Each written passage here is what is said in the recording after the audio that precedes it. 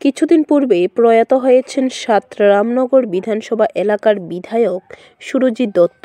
বুধবার প্রয়াত বিধায়ক সুরজিৎ দত্তের আত্মার সদ্গতি কামনা করে জয়পুর উত্তর চৌমুহনী এলাকায় বিশাল যজ্ঞের আয়োজন করা হয়।